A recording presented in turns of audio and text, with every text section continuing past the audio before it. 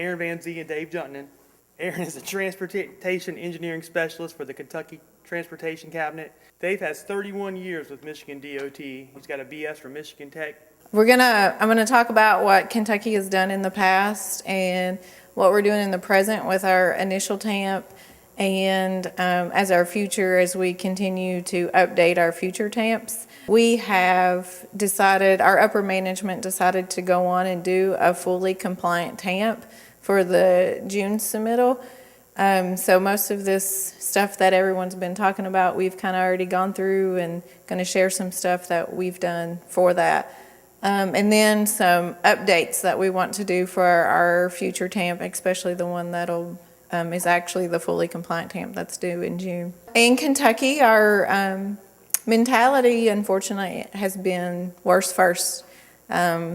We would do preservation type actions as repairs. We would do a latex overlay when the deck got to be about a 4. And that's what we were doing 20, 30 years ago. So what it ended up doing is leading to massive overruns and change orders because of full depth patching.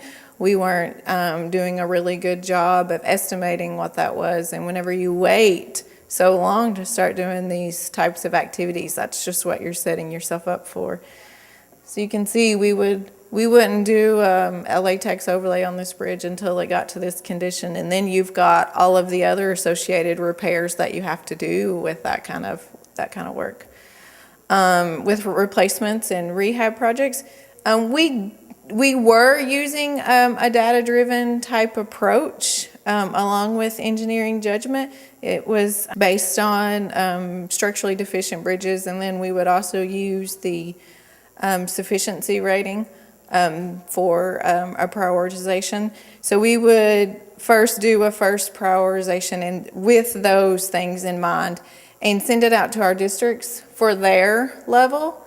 And then once the districts finished their prioritizing, it would be sent back to central office while we then prioritized all of the district's informations. Of course, this had no life cycle or benefit costs analysis with it.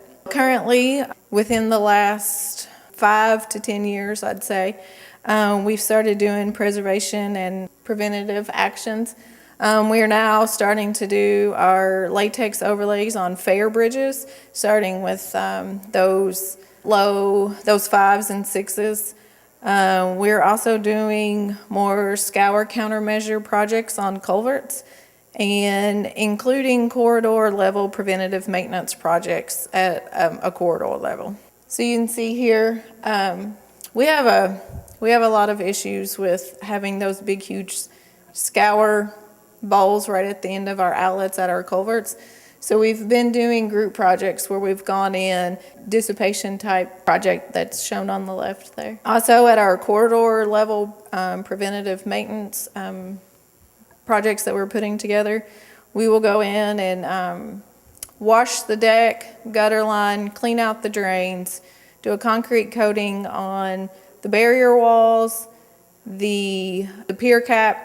I don't know if you can really tell in the picture here, but about a foot below the bearings, they've got a concrete coating on them. And we would also coat the last 5 feet of the beam ends, as well as greasing the bearings, and also doing a concrete coating on the bridge seat, as well as about a foot below that area. And then on our steel bridges, we would pretty much do the same thing, except we would then just spot paint and do minor repairs if needed on those. We also have a pilot preservation project that we've done for 2 of our districts. Like I said, in the past, we would do these preservation type activities, but we wouldn't gather the information that we needed to make the program work. All of these costs associated with it and the benefits, we wouldn't keep up with how long these types of projects last before we have to go in and do another type of project.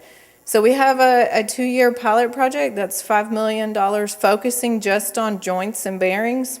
It's in 2 of our districts, And we're using this to develop our statewide bridge preservation policy and guide. We're getting into the point where we want to go this route, and so we needed a project to where we can come together and we can say, okay, to do this work, we need this amount of people on our bridge crews, and we need this amount of money to be able to do this work.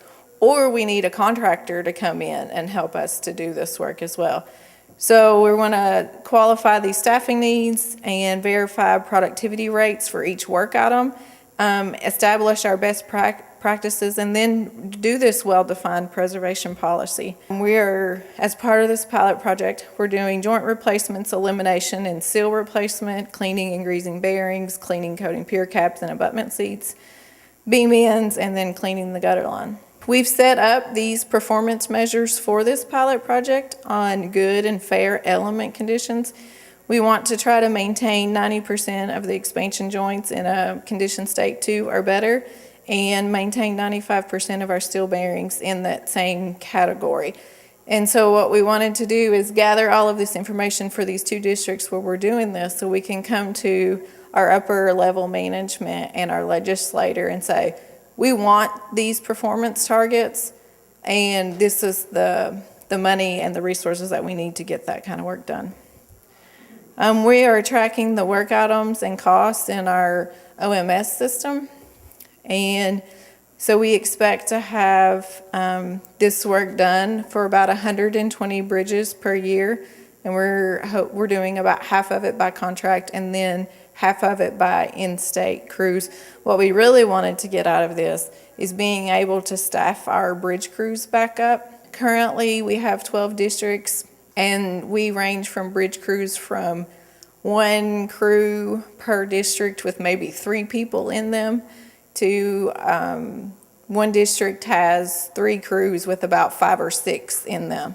So we really wanted to show, to get the best bang for our buck, we can go in and we can do this work in-house and get a lot better product and for our money. At the time of our doing our initial TAMP, we weren't that far along in the information for our optimizer for BRM 5.3.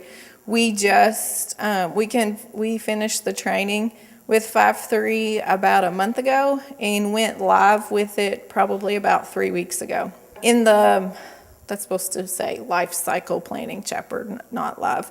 In that chapter of our TAMP, we referred to Kentucky's worst first mentality to changing to the state of good repair for the preservation and preventative maintenance mindset that we wanted to go to. And we also refer to opportunities to improve this based on the work that we've done in BRM for our program optimization. We wanted to actually show in our life cycle planning chapter that we want to use our state-specific deterioration models as well as life cycle cost analysis and prioritization models. Out of the recommended LCP that we put in our TAMP, we wanted to continue to do these routine preventative maintenance on fair and good bridges at the corridor level.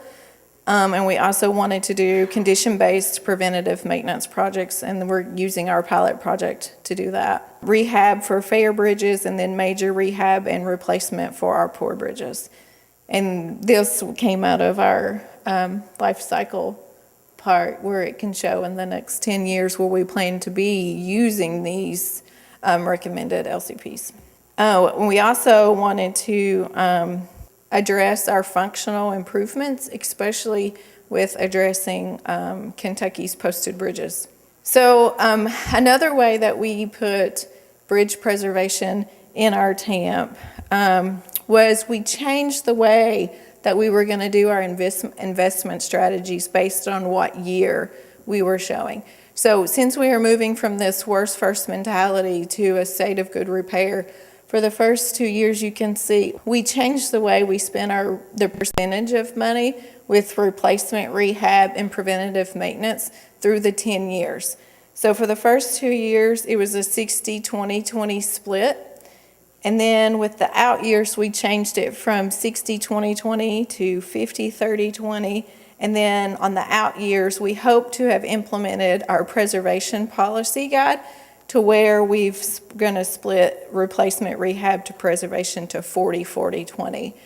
And we ended up going with this strategy 4. I think we ended up looking at 6 different strategies and went with the one there kind of in the middle. With substantial, and I have substantial in quotes because this is a never-ending cycle of always updating this type of information to get the best projects out of the optimizer and BRM.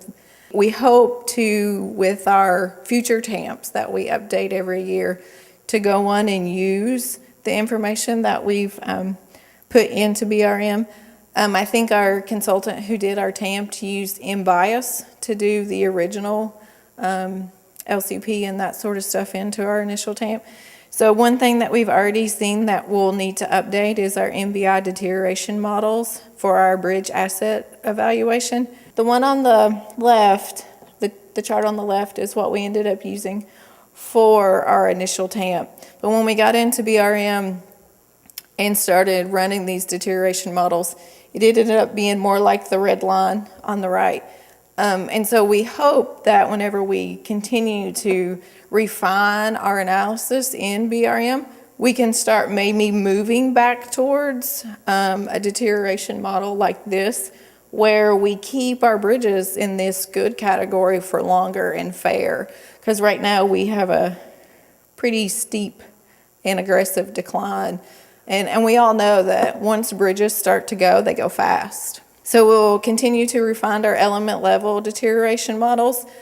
We currently have both Bentley and the University of Kentucky doing work for us on these, because whenever I got in there and ran my first optimization, while it did, I was really excited. Whenever I got the program back that it suggested that we do, it matched 58% of our 6-year plan for this year. So I felt like, okay, this is doing what we want it to do, even though maybe some of the models aren't, especially the deterioration models, aren't quite right. So we were really excited that we are getting such a good match from the very beginning, and just hope to continue to refine those methods and methodologies. But whenever I did my first optimization using element level deterioration, I kind of looking at the numbers and I thought, oh no, what are we doing? Because if you can tell, the one on the left here is percent poor, and it's really hard to read. But it had us at like 20% poor on our bridges, and it had us at about 8% on our good bridges. Well, whenever I started looking at the data, we're like at 5% poor and 39% good. So we really, whenever we ran the optimization with the deterioration models for elements that are already in BRM. So we need to refine those models to kind of match Kentucky, the way Kentucky's bridges deteriorate. And it also kind of made me think, well, you know, like any good product, you have to put good data in before you get good data out. So it's another way to check and see, okay, where are we, do we have some issues with our element level data? And there is one thing with Kentucky, we hardly ever, almost never, put a bridge with an MBI rating of 9. And so we can have all of our element level data in condition state 1, but we will put the MBI data at an 8. And that's just the way Kentucky has done it forever. So it's like, it's brought attention to us that says, okay, well, maybe we need to look at the way that we do things, and maybe kind of do like what UDOT does and says, okay, for this type of bridge, this is what your MBI stuff. I know Dan and I were talking about that yesterday, kind of setting up that kind of stuff, and also with our element level information. So we're going to continue to update our action definitions, really refine costs. Like Nancy said this morning, you got to put good data in so you can get good data out. We are going to, as part of it, update our replacement costs to include items such as environmental, design, right-of-way, and utility costs. And because currently, right now, all we have in there is construction costs. So we'd really like to model those extra types of costs that need to go in there so we can give all of that to upper management and show them this is what it's going to cost from start to finish for these types of projects. We also want to do refine our preservation and preventative costs, which we hope we get that information out of our pilot project. We also want to continue, of course, to update our life cycle cost analysis. As we implement our new bridge preservation and policy guide, we can really figure out what we're going to do and when we're going to do it. Also continue to update the funding allocations and then run the optimizer in BRM to get these future fundings that we need. This is a table out of our TAMP that shows what our expected 10-year bridge needs are for certain types of activities. And so we're really excited about the capabilities in BRM to help us complete this fully compliant TAMP using data that is Kentucky specific. To continue, I'm going to talk a little bit about Michigan's work to meet the federal highway transportation performance measures and our use of BRM to do that. I want to point out, make note of Becky Curtis, who's my bridge management engineer. She pretty much prepared most of this presentation, and she's worked really hard.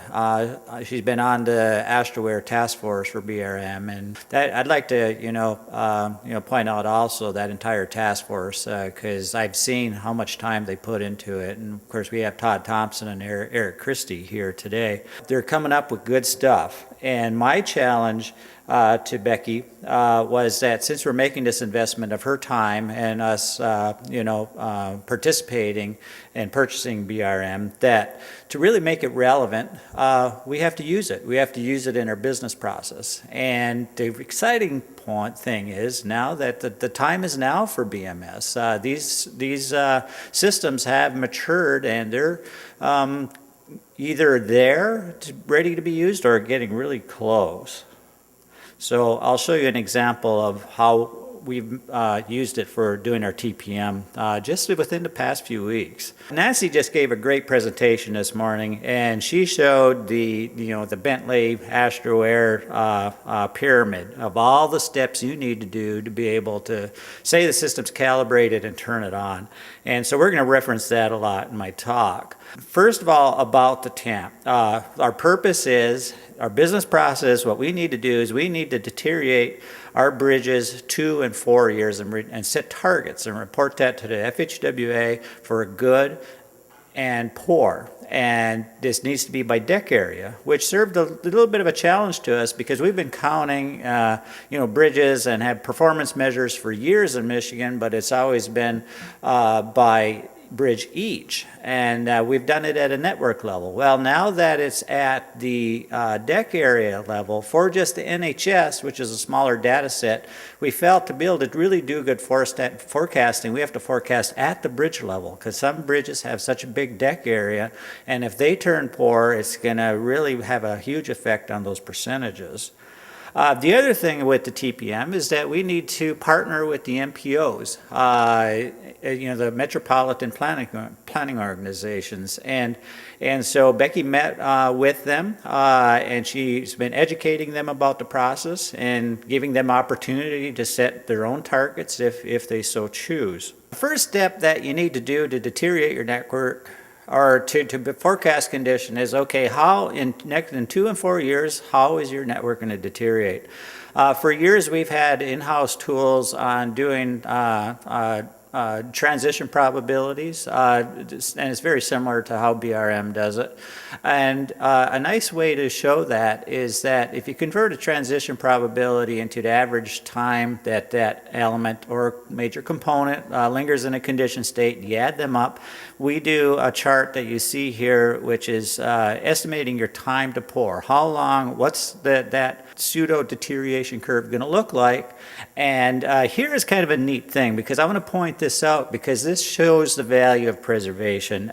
You can't see it, but the red line is the average deterioration rates from our bridges from 2000 to 2004. Purple is 2005 to 2009, and green is 2010 to 2014. So as we've built our preservation program, our transition probabilities have gotten better, meaning that our bridges have lingered good and fair longer. Thus, our overall time to pour has extended. And I really encourage people, because that's been, people are saying, well, how do you show the value of preservation? This is a really great way to do that. But anyway, what we did is we took the average of all of those, and then within our modeling, we were able to input that deterioration model into the BRM software. So then how is that used at the bridge level? So you have a deterioration curve, and then you determine the earliest year that the component was rated either 5 or 7. 7, or any of the NBI items, but particularly we're looking at that transition from good to fair and then from fair to poor. You determine the median time for each component to go from these. You determine the predicted year to turn poor based on the first of the 5 to 7. That's actually a little confusing. Basically, all we're saying is that if you have a curve, you determine when that bridge went into the condition state above it, and then you know so how much time it's lingered in that, and then if you know how long it typically lingers in that condition state, you know how much longer it will linger in that before it falls to the next condition. Therefore, we're predicting if a bridge is on a cusp bridge of good or a cusp bridge of fair, how long it's going to take to get to fair or poor. And we did it two ways. In Michigan, we have an entire suite of in-house tools for doing forecasting and networking and management. But again, our purpose is that to make the BRM software relevant, we have to start using it in our business practice. So in this case, we actually did this two different ways. We used our in-house tools, which are spreadsheets, and to do the forecast. Then we also did it with the BRM software, and we're showing here, oh, that's really hard to read. Yeah, I was afraid of that. The pyramid, which you can't see, shows the different things that you're doing. And one of them is, putting in the models for MBI deterioration rates. So with our in-house tool, we put those models in. And then we predict the improvement to the bridges. So you know how much in the 2 and 4 years we're deteriorating the network, but the nice news for predicting just 2 and 4 years out, we already know which bridges we're doing. So then you have to be able to know, okay, I'm doing this type of project on it, what's going to be the end result? And the charts to the right, yeah, you can actually see those ones. Just as a new chart that Becky's come up with that shows in a pie chart your bridges that are good that remain good, your bridges that are good that go to fair, your bridges that are poor, but your bridges that we fixed that go from poor to fair, and so on. And so that's I find it a little busy, but it's if you really stare at it, you can learn some nice things about it. Our bridge improvement list, we did it by spreadsheet. We know which projects we have on those bridges. We use expert elicitation to say, okay, what we think the end result of that is going to be, and then we put that in our forecasting. And then we did it also with the BRM software, and the two modules that we do that in are in the benefits module, where it tells you, okay, if you do an activity, this is going to be the end benefit. And again, I'm not going to go too deep in it because I think Nancy did a real nice job of it earlier. And then for the actions, okay, is identifying, what action you're doing and the cost for that action. It can get a little confusing when you have multiple benefits to actions and such. And then you apply, once you have those, then you can apply that to your projects in a given year. So we know our projects, we know what we're doing with it, we know what the end, and we're going to put in the program, the agency rules, what the end result is going to be. Therefore, we can produce the forecast. And then we finally put that into the program. module up higher. Boy, that's really messed up. It should be actually on the other side. But anyway, so we're climbing the pyramid.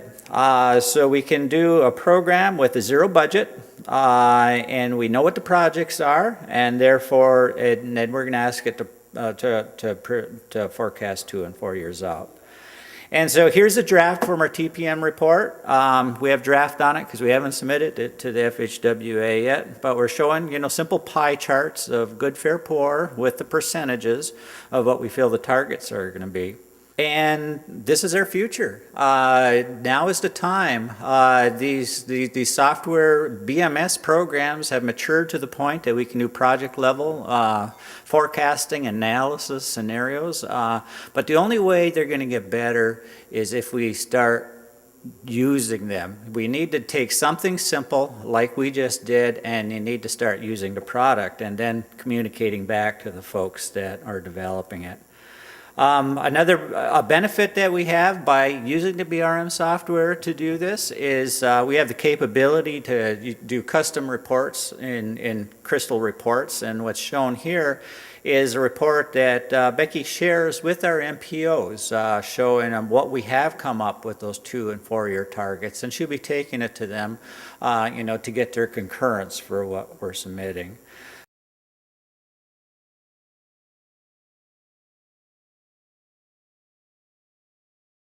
The preceding was produced by the National Center for Pavement Preservation. More information can be found on the web at pavementpreservation.org.